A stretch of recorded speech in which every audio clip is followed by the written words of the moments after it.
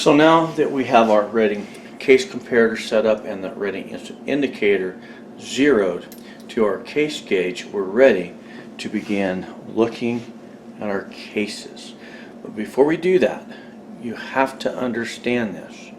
At no time through this process can we be without locking our linkage out, and you want to make verification as you are comparing your cases that you don't drift from your zero. Check it as often as you'd like.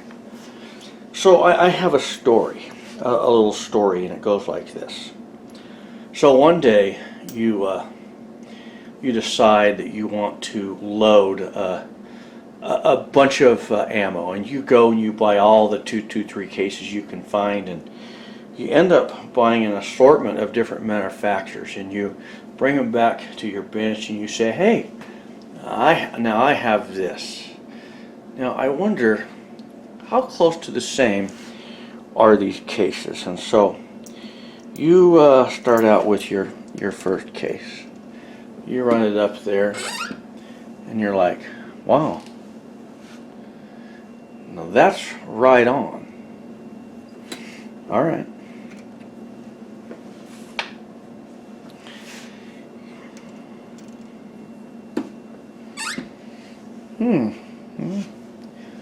About a thousandths high. And then you say, well, now wait, should I check my zero reference? Alright, my indicator's still on. So this one is about a thousandth and a half high. And we take another case like this. And, that one's about a thousandth and a half high.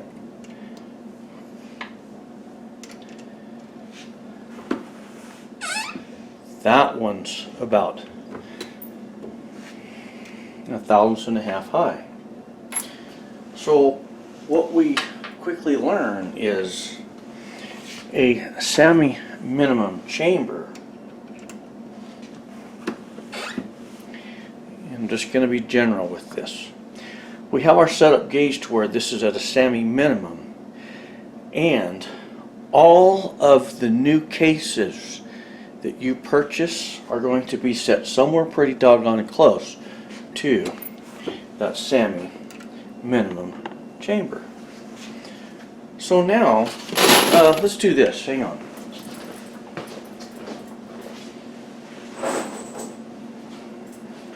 Here's a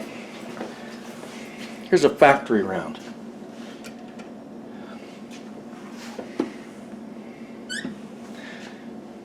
Even your factory. Okay? So now we look at the brass guys. And what they've done is they have returned their cases to where?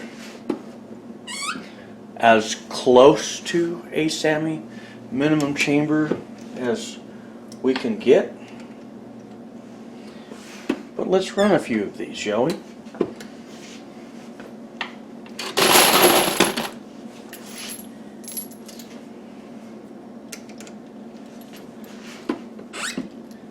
Okay, now that one is just dead on. The first two were a thousandth and a half high, weren't they? Ah. Now what's happening there? All right. I want you to think about this. Let's just stop right there.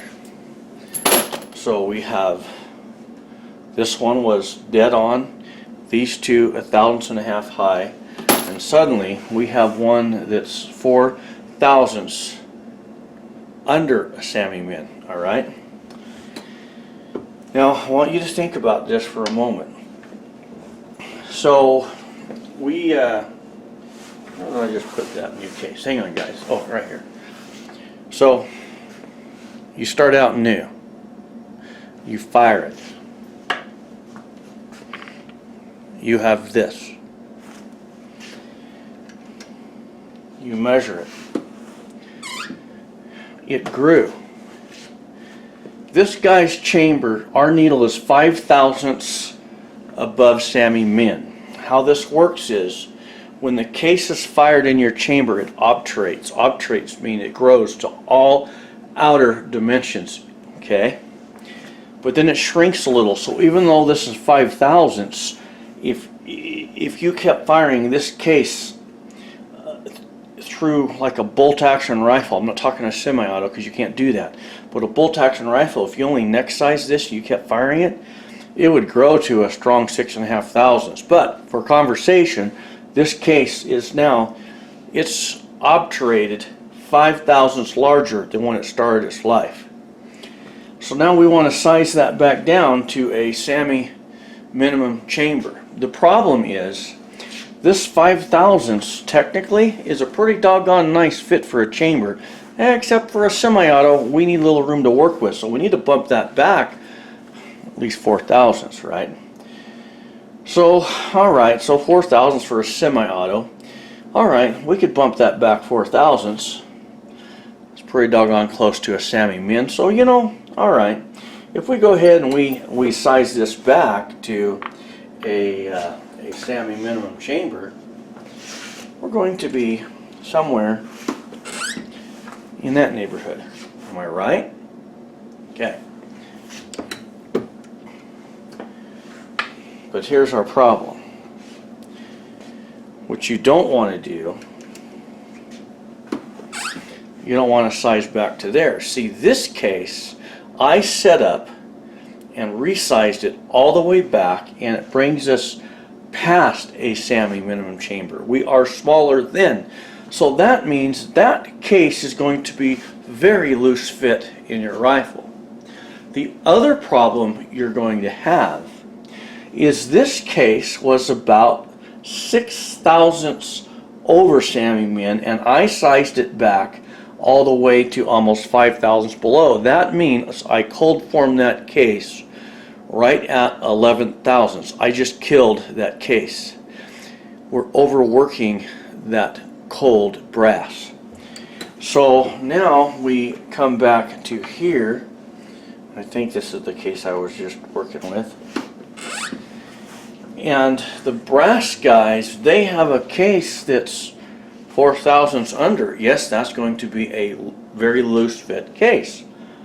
But that's why we're not going to take these and load them for precision. It's because when you start looking at all these different head stamps from the brass guys, they're different manufacturers. So not all those cases are going to have the same case wall thicknesses, right? They've been shot out of rifles with the different size chambers because not all chambers were created equal. So what we're working with is chambers that aren't created equal and cases that aren't created equal, and we're trying to size them down to a SAAMI minimum chamber. But what's happening? As you're sizing these, you're going to get a variation, but we're going to run with that with an acceptability factor.